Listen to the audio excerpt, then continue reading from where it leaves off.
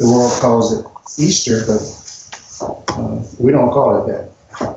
It's Easter is a derivative from the pagan god Ishtar.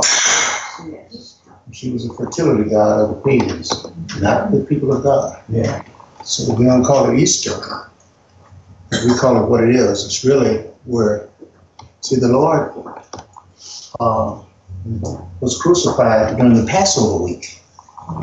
So really, when you talk about resurrection, the feasts were not coincidental, that these major events happened at the time of some of the major feasts. The three major feasts is Passover, Pentecost, and the Feast of Booths.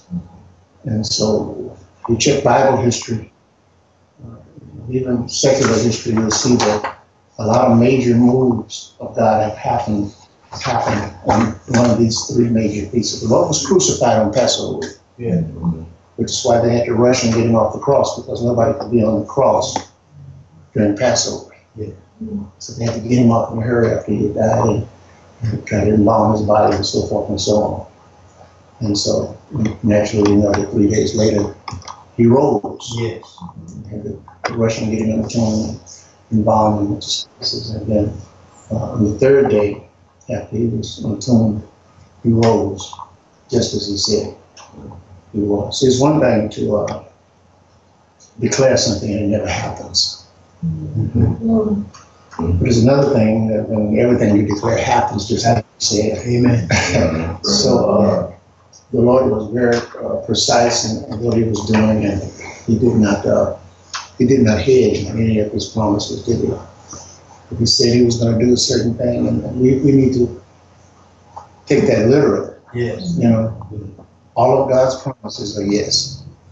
Sometimes we don't do that. We'll read something and it will say something that seems impossible to us. But if the Lord said that we can do it and he commanded us to do it, then we may partake of all the blessing promises, and we're to do it. We're not to follow religion and say, well, only Jesus could do that. Well, Jesus said we're supposed to heal the sick and even raise the dead. So when we get to the raise the dead part, people start doing this in churches.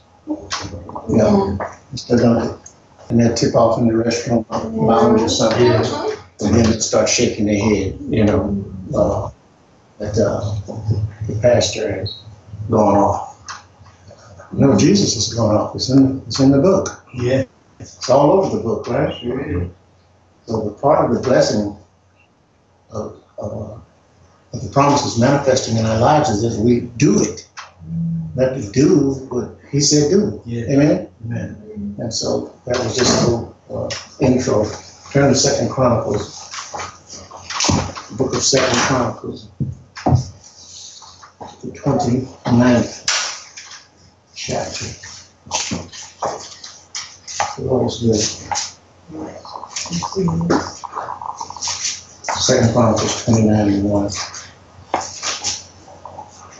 We're going to look at some things that have happened, and there may seem to be a correlation of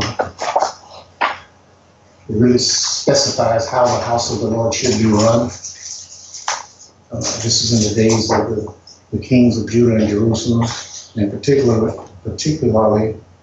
King Hezekiah. You have to say amen? Amen. Hezekiah began to reign when he was 25 years old. And he reigned 29 years in Jerusalem. And his mother's name was Abijah, the daughter of Zechariah. And he did that which was right in the sight of the Lord, according to all that David his father had done. He, in the first year of his reign, in the first month, he opened the doors of the house of the Lord and repaired them.